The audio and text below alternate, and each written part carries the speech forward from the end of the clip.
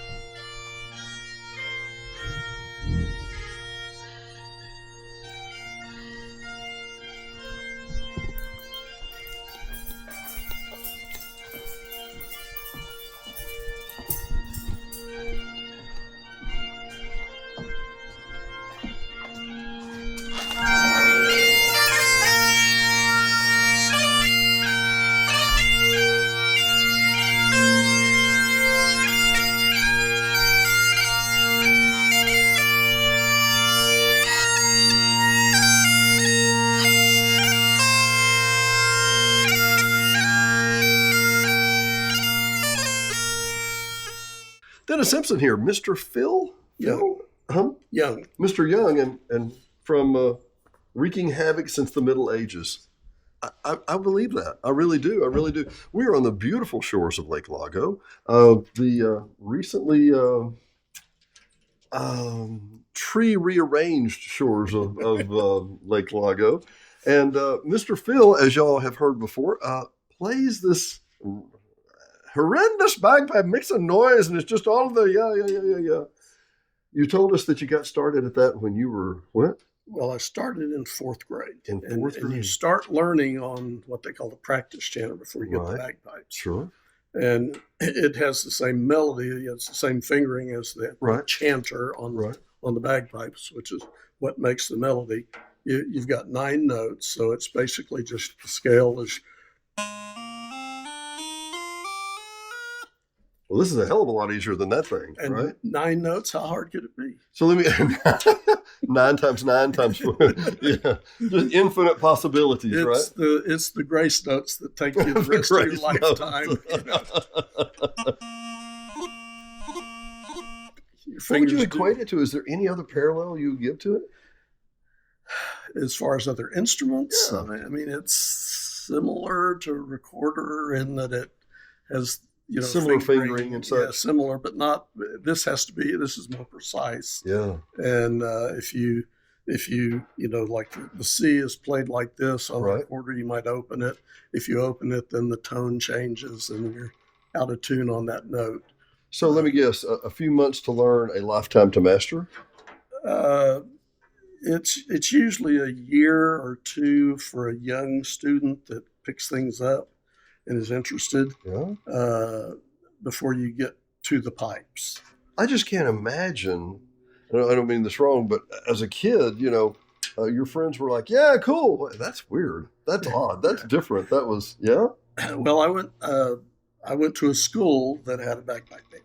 Oh, you're kidding. No. And they didn't have a whole lot else. They had a soccer team and they had a bagpipe band and a not really an ROTC program, but basically for PE, you did soccer a couple of days a week and you did the band or drill the other days of the week. So you didn't want to be an ROTC. And so, it was like, if you're in the band, you don't have to do drill. Yeah. And it's like, I think I can learn to play these things. Hang on, so I know this is a delicate period, but you're 1966, 6th grade, right? Yeah. So by the time you would have been in 12th grade, we would have still had a Vietnam War. Right. And you weren't, okay, interesting. Yeah. What a fascinating. Missed that by that much. I had my brother, who was 2 years older than me, fortunately got like a really high number. Mm-hmm. My other oldest brother was going to the University of Texas, so he had a deferment. Then when it came my turn, I got my number, and it wasn't very good. Yeah. But before they ever did any calling up, the war dispersed ended them, yeah. and stopped the draft. So that's one thing Nixon did. But the other bad thing that he did is that the United States Air Force used to have a pipe band. Did they really? They did. And as a matter of fact, they played at John F. Kennedy's funeral. Played a tune called The Mist-Covered Mountains for the procession. And pipe major of that band was a band named Sandy Jones. Right. And he judged around the country. He had piping schools that he would have, during the summer. One in Coeur d'Alene, Idaho, others around. But my grandparents lived in Arlington, Virginia, at that time. So the Christmas of '69, I think it was. He was living in Oxon Hill, Maryland, and he gave lessons out of a little shop in Georgetown called Scotland by the Yard. Hey, well, how popular can you be giving bagpipe lessons? People were lined up around the corner. No. He did it for years and years and years. He was again the pipe major of the Air Force pipe band. Nixon nixed it. And apparently, you killed me. You're kilting me. Yeah. He didn't seem to like the bagpipes or the budget cuts or whatever. Yeah. And so he later was the director and taught piping at the Citadel in North Carolina. And anyway, but that Christmas, I went to visit my grandparents for the express reason of taking 2 weeks of bagpipe lessons. Lessons. And so my grandmother would drop me off at his house in the morning. His wife, Dorcas, would make a lovely breakfast. And then he would drive me into Georgetown. And he would give me stuff to work on. And here, learn this tune or work on this exercise. Right. And I was, at the time in this 1970, 71. Right. I was sort of the young hotshot piper in Texas. Really? So I did, I won most of the competitions then. But anyway, he would give me the stuff to learn, and then he'd go do other lessons or do other things, and then he'd come back and check on me. And so I stayed there from morning until 5 o'clock when he went home, and we did that for 2 weeks. And very intensive lessons. And, nothing like repetition. That's right. Ask Condoleezza Rice. That's right. Mm-hmm. And anyway, so the school that I went to with Bagpipe Band, they had just started it a couple of years before I got into it. But they had a guy that came, and the music director of the choir organist figured out pretty quickly that he didn't know music and didn't know too much. Yeah. And so they asked around, and there was a guy in Dallas named Bob Forbes, and he got us in touch with this man right here. Oh. Donald Shaw Ramsey. Donald Shaw Ramsey, the drunken piper. Yeah. That's not very PC. You couldn't say that these days. He wasn't the drunken piper. No, but this is the song, the drunken piper, the Skyboat song, and the Australian ladies. Right. We do that real quick. Yeah, that was in, 1947, something like that. So this is a 45 with two sides? Yeah, yeah. So he's got two songs on the backside. Well, it's a couple, more than one song within. Oh, it's extended play. And, yeah. How about that? Wow. Kids today now have no idea what that little device is right there. Right. No idea. No idea, I tell you. No idea. Yeah, let me see if I got that hold up right. Yeah. Amazing. Anyway, so you ran into this guy. And, the school found him through Bob Forbes. And then he would come in for 2-week seminars once or twice a year. And it was very intensive. He would give you the music, and you would in that 2-week period, you would learn about 30 songs. 30 songs from memory.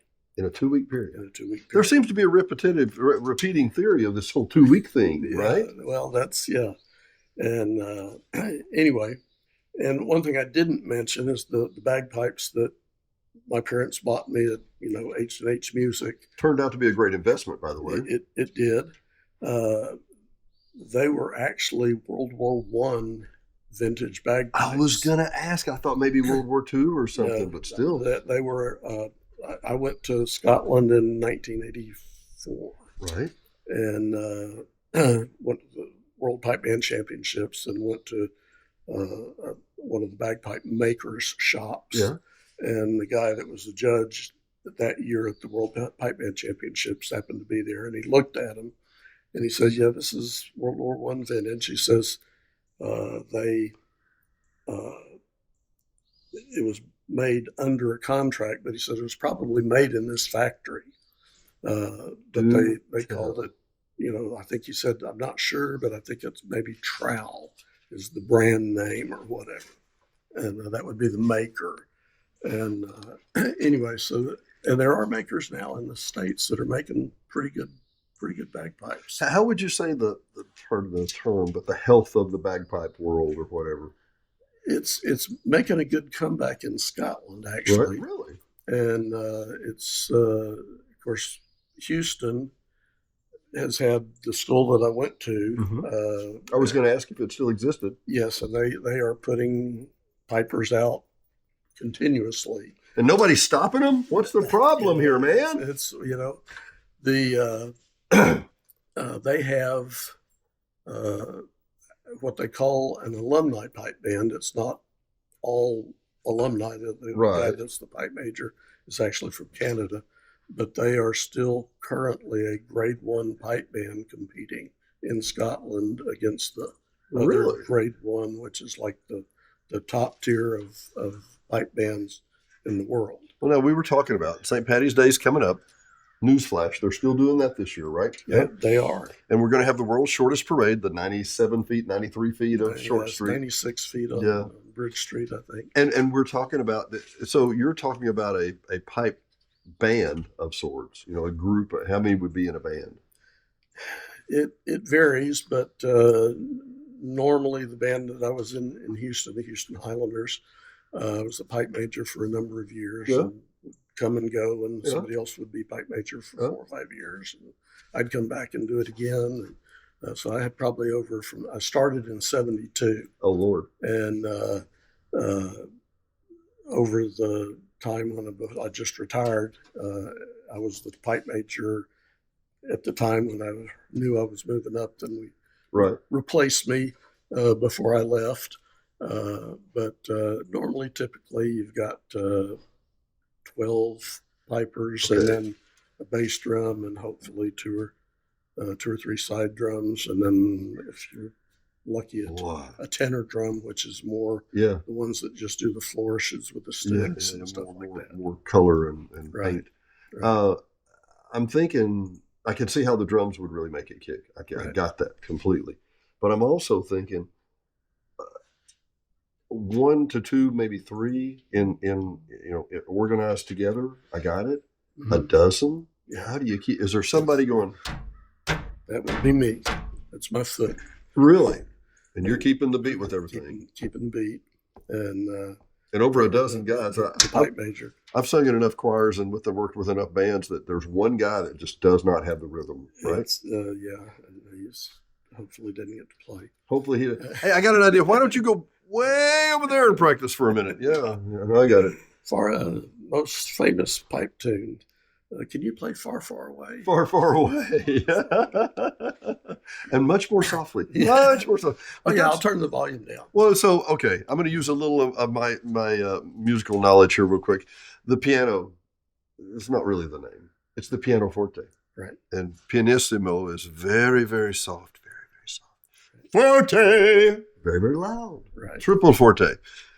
These are always forte. There's no. I'm guessing it's on the floor or it's not. That's right. There is no volume control other than how strong your reed is. Really? Yeah. And if you get too weak of a reed, then it doesn't have the and I love the pipes themselves. And by the way, this is I think it's beautiful just to hear the little recorder, the recorder, the practice. Yeah, the practice channel. And so let me get this straight. Let me see this just a second. Sure. This is wife and neighbor approved. The other, it depends on the day, right? Yeah. Right. Yeah. And then I've got a little electronic set over there. I saw that over there. And you can go from wife approved. To by having earplugs, because you put in a to wife tolerated. Is that the? And you can hook it up to a speaker, or you could hook it up to big speakers, or your headphones, or you make it bigger. You could make it loud if you wanted to make it. It could be. So I had the opportunity, the blessing of being able to go to Hope and go through the Klipsch factory about, I guess it's been 2 months ago. And you're talking about an amazing place. And, how many places do you go where, how long have you been here? 35 years. How long have you been here? 22 years. How long have you been here? 47 years. How long have you been? I mean, that's what they do. And they're masterful at that. But my point is, that type of craftsmanship, that type of dedication to the task for 40 years, it's just unheard of these days. Yeah. Same thing with bagpipes. I mean, you never lost your attention for them over the years, right? I mean, you always had an appeal to you. Right. And that was one of the things that was kind of a shame about the school that I went to. Yeah. A lot of kids would do it while they were in high school and then put them in the box and never open it back up. Never touch them again. Okay, so how does your lovely wife endure? I mean, handle this? She it depends on the day. Any days that end in Y could be. Could be. No, I got it. And sometimes it's funny. And actually, this afternoon I'm doing another radio show, and I realize I'm in the mood. It's a beautiful, glorious 27th of February. Right. I had a friend that came down the other day. He said, we came down February 15th. And he said, we came outside and it's beautiful, sunny and warm, and the dogs were running around. He said, and here it is, the middle of winter. I'm like, where is it the middle of winter? Where are you from? He said, well, from Minnesota. I'm like, okay, right. middle of winter for you, buddy. I get it. Right. But today's the mood where I'm thinking, maybe cranking a little, maybe turning it up a little, turning up the Klipsch a little higher today, Yeah. But it's always loud, right? Yeah, always pretty much loud. I do a lot of practicing while she's shopping, or doing something. Don't you need to go shopping, honey? It's occasionally, and but it. Now, when I was working, and we had practice once a week, right, and then there would often be gigs on the weekend. But I moved to the village, but I don't play golf. Yeah. So what are you doing here? Well, and part of the reason for that is we were foster parents for like 30 years. I didn't know that. Yeah. And we were about to get to your personal story here in a minute, but go ahead. I'm sorry. Right. And so she had the kids most of the time while I was at work. Oh. So what your work was? I was in the uniform business. Started off uniform rental. Oh. At the end, I was doing sales to the city of Houston. Okay. Everybody needs a uniform. Big corporate sales stuff. So. Anyway, if I had played golf on weekends, because that was the time that I got to help watch the kids, and she would get to go do stuff because she was there the rest of the week with kids. And so I wouldn't be here today in the village or anywhere else. That makes sense. Probably, I'd be underground. So golf never happened. Never happened. Never happened. And now with my shoulder, it never will. Can't say you regret it. Can't say you regret it. No. Well, shoulder, lower back, you name it. It everything takes a toll. That's right. Well, right. I tell you what, from the shores of beautiful Lake Lago, I usually say DeSoto, Dennis Simpson, Mr. Phil Young, we will see you next time. I actually put that part in. I'm going to cut and put that at the very end. I want to go over there if we can and record your personal story. Okay. And you've tempted me long enough. I'm going to have one of these cookies.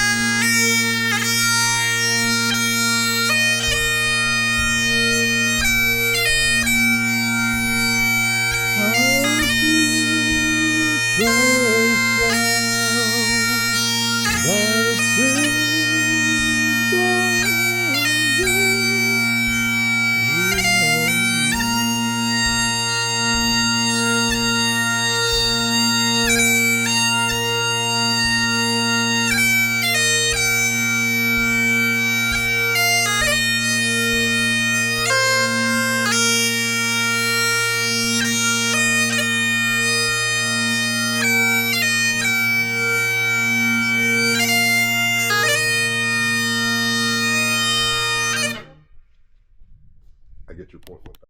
No, I want to stay with y'all on the porch here. Yeah. Dennis Simpson here again with Mr. Phil, and we're going to play back the tapes a little. Looks like your wife is the Facebook person. She is. So she found me and other people here in the village. And as I had told Phil just a minute ago when we had talked about this, hey, sweetie, come here. Yes, oh, aren't you cute? Yeah, natural highlights. But as we had told earlier, you can build a beautiful place, but you can't fake the people. You can't, and the people are just so nice. And I said this repeatedly, and I don't think people get it. Would you concur? Yeah, I mean, I always tell everybody, it's the neighbors and everything are so nice. It's a shame I moved in here to ruin it. But was it Groucho Marx that said, "I'd never be part of any association that would have me"? Yeah. Is that something like that? Something like that. So tell the story. So we started in sixth grade over in Houston. How do we get to the village? Okay, so I'm gonna have a cookie if you don't mind. Go right ahead. Delicious. Totally by accident. I knew I was going to be retiring, and of course, retirement kept kind of going further and further. Well, one more year. Yeah. And we had a contract with the city of Houston, so I was kind of waiting for that to finish before I did. And anyway, so my son lives in South Carolina, one of my sons, and I have another son that has spina bifida. He was one of the foster kids that we adopted. And so you have biological children and fosters? Yes. Okay. Yeah, adopted kids now. Sorry, yeah. Yeah, but we fostered for 30 years. But anyway, we were looking to, okay, well, what happens to my son that's in the wheelchair once we go, and things like that. And he's fairly independent. He drives. He has a job. But there's things that he can't do that he needs help with. So we knew that we couldn't do that forever. We had been doing it for most of his life. Well, since we had him 18 months. Wow. And anyway, so we said, well, we just have to do some independence. Right. And he's going to have to learn to be on his own, and it's going to be easier while we're here to support him. Was he looking forward to this or not? Or what? Well, he stayed in Houston. He wanted to stay in Houston. Okay, cool. And so he's there. Anyway, but we were talking about moving to South Carolina to be with my son. And actually the other son said, I don't know if I want to move to South Carolina. We got there, but my wife and I were both native Houstonians. We actually met in high school. She was 15, I was 16. Let me put this in perspective. In Houston, you cut the grass year round. You do. Yeah. Yeah. There's hot and then there's hell. Yeah, there's hot and then there's summer. What's hot is winter. Yeah. And then right. Anyway, so she had been wanting to move from Houston for 50 years.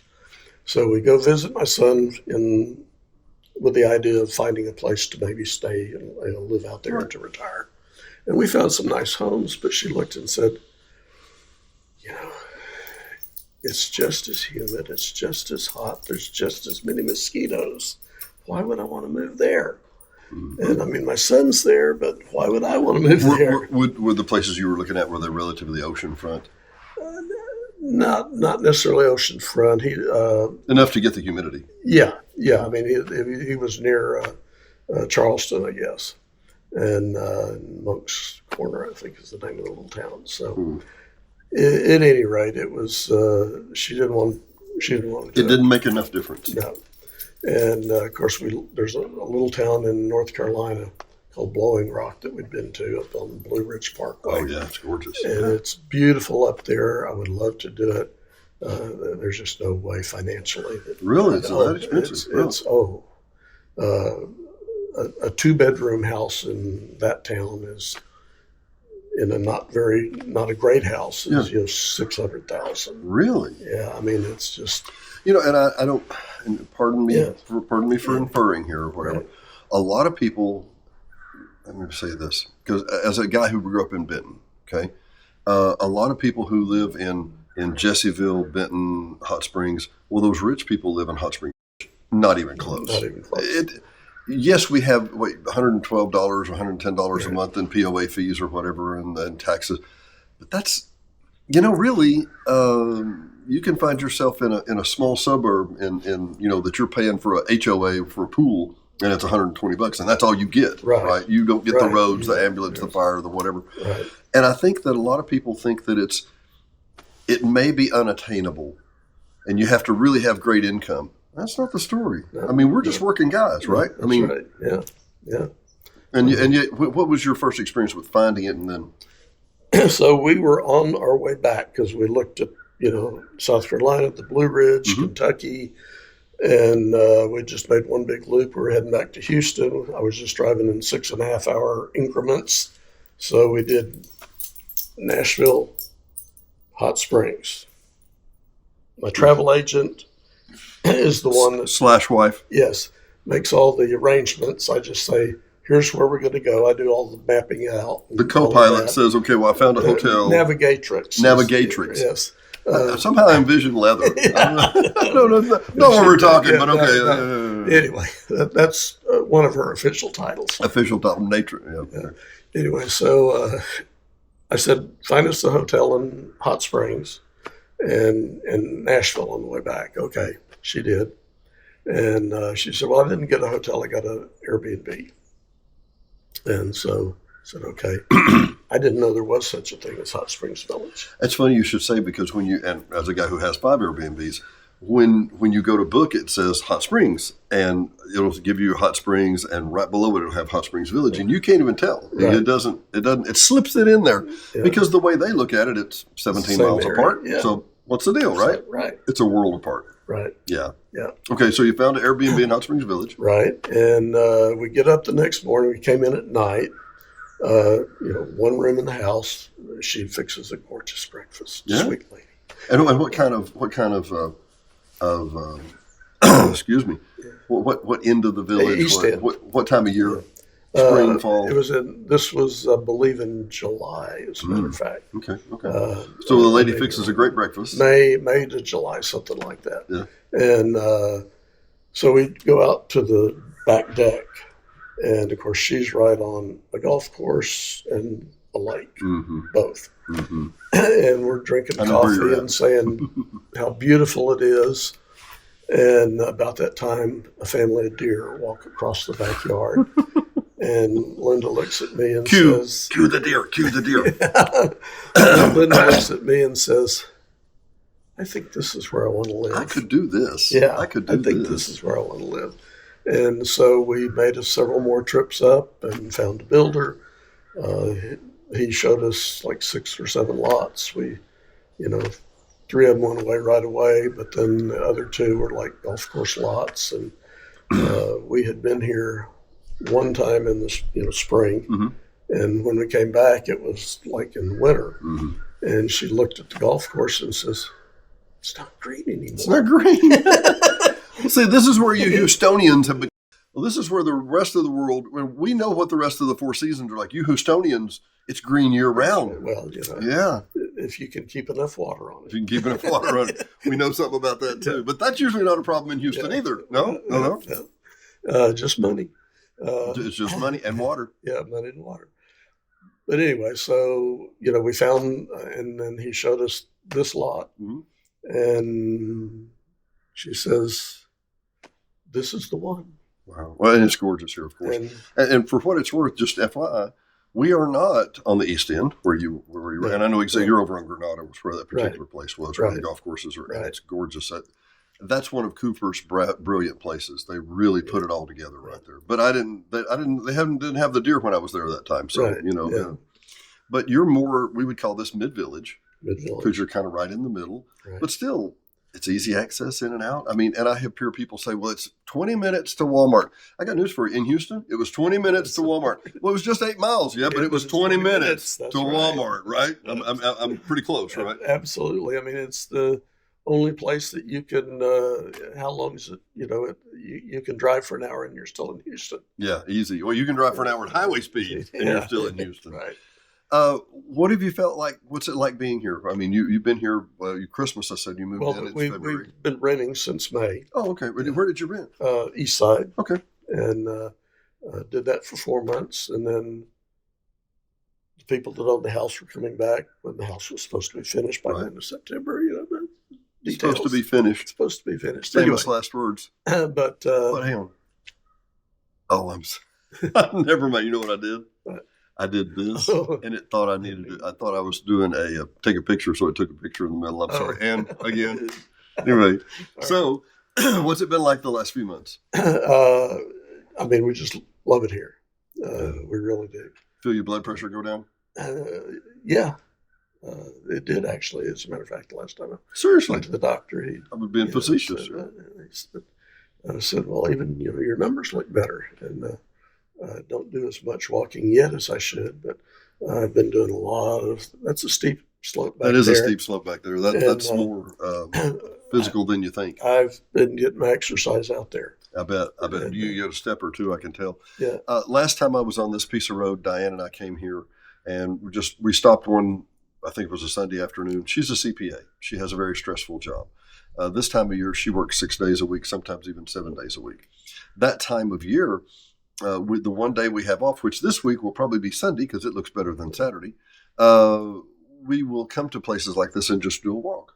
Right. Last time we were here, we were walking past, and I mean, I was from here to the Puppy or the Post or whatever, and out walks a big old draped turkey, and right behind him walks 4 little hens right behind him. And they just kept walking on by like that. Oh, yeah, it's the humans. Yeah, whatever, whatever. And I think, like your wife, when was the last time deer were in your backyard in Houston? Yeah. Never? Never. We live on Lake Balboa. I live in DeSoto. And one of our units we rent out has just been in the lower portion of our home.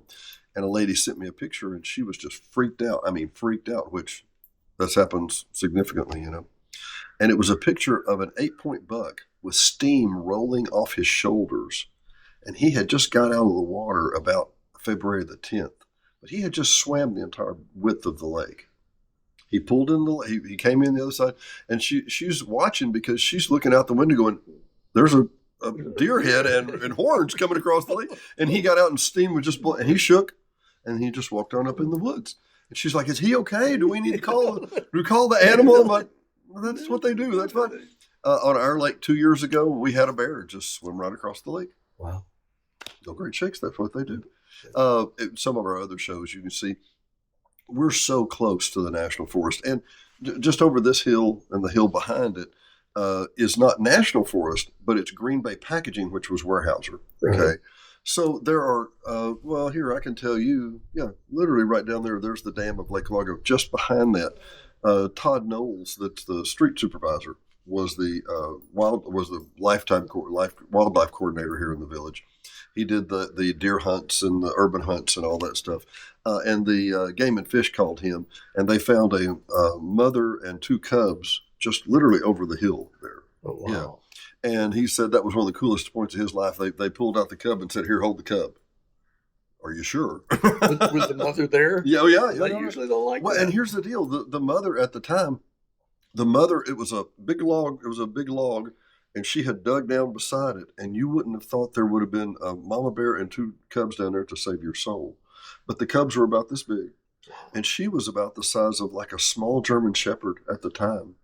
And she was just all huddled up. And then now during the summer, she'll beef up and, get big and fat and whatever. But he said that was a very unique time. But my point here is our relativity, our relationship, and our co-location to nature is very, very close. Very, very close. Yeah. We have a lot of people come from cities. We've had people from Houston a lot of times, and they'll say, well, can we swim in the lake? I'm like, well, of course you can swim. Why couldn't you swim in the lake? Well, where we're from, I'm like, what is going on with your lake? And I'm really spoiled that way. But we have a lot of those kind of questions. Can we swim in the lake? Are there alligators in the lake? I'm like, there aren't any alligators from here till you get to Texarkana. Then there's alligators. It's different, that kind of Can't swim in this lake, though. You can't. You swim in this. I wouldn't swim in that lake. So anyway, it's just been just a pleasure meeting you, Phil. And actually, let's do a little plug here. We met at Midnight Tavern, which was a really cool place. I don't know if you saw their post yesterday, but they're actually having to expand because they can't. They can't do it, man. And I don't think this is confidential, and you could evaluate it yourself. But back in the fall, the late fall, early winter, they had Thursday night football, and on a Thursday night, they served 240 plates of food. Yeah, I'm like, oh my Lord, and I was like, well, I'm glad you're serving food. And Michael had a great observation. He said, we serve food, so we're not a bar. I was like, but you're a tavern. And he said, no. He said, our insurance goes through the roof if we're just a bar. He said, if we serve food, then it's different. I was like, little tidbits you might not have known. Dennis Simpson, Mr. Phil again. Been a pleasure. Seriously, a beautiful place.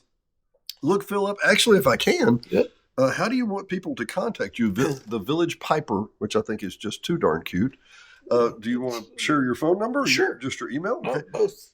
I will put this on the card. I've got this card too. I'll share that with you. We do, weddings, funerals, bar mitzvahs. Yeah. It's a big deal here in the village. Yeah. A lot of Jewish. Yeah. Yeah.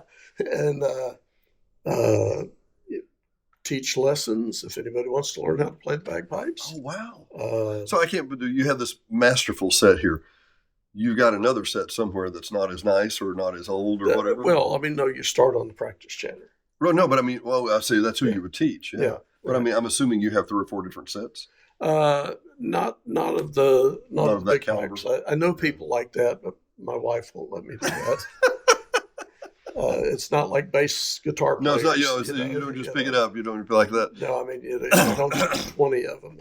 I have friends that have up to 4, but really, well, they're so expensive. Yeah. Well, dressed out the way they would want to. Yeah. So you give lessons, you'll do events, and we were talking earlier about the St. Patty's Day parade, and they were like, "Well, do you have a whole band of them?" And I'm like, "I don't think you need a whole band of them to be heard. You show up quite well." I think they'd hear me. I'm pretty sure they'd hear you. Anyway. Dennis Simpson, Hot Springs Village Venues. We will see you next time. Thanks, Phil. Right, you bet.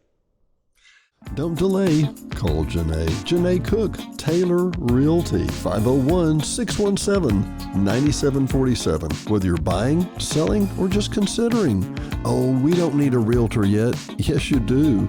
Don't delay. Call Janae. 501-617-9747. Call 501-922-9259. Joanna Horton at Mforce Capital. She can offer a complimentary financial evaluation planning session just for you and your needs. Once again, 501-922-9259. And literally like your good neighbor, Ike Eisenhower, your State Farm agent. Your good neighbor is there. 501-984-4100. The Home Plate Cafe and Bakery. Great home cooking and an amazing bakery located just outside the gates of Hot Springs Village. 501-984-6969 or go through the drive-thru. The Midnight Tavern, Hot Springs Village only late night place that stays open till 2 a.m. Great music, amazing drinks, and Chef Joanna cooking for you every night. At 110 Colella Drive, Hot Springs Village, Arkansas, just across from the Shell. Call for information at 501-226-0078, 501-226-0078, or check them out on Facebook with all the latest entertainment. And by Domino's Pizzas West and upcoming East. That's right, Domino's Pizza will have an East location mid-2026. Great food, great service, and great 501-915-9595. 501-915-9595. KVRE at 92.9 and streaming worldwide on iHeartRadio. KVRE is your family-owned local hometown radio station, so be sure and tune in for live local programming, news, sports, and information every day at 92.9. HSV Radio. HSV Radio is heard every Saturday morning at 9 a.m. or streaming on any of the major platforms. Hot Springs Village Radio is an eclectic mix of music, motivation, great music history, and Saturday morning fun. Join us every Saturday morning at 9 a.m., 92.9. Hot Springs Village only short-term rental with over 2,100 five-star reviews. All properties are lakefront. They include complimentary kayaks, hot tub, pet-friendly, and a stunning view of the lake. Visit DD Village Prop today for your vacation getaway.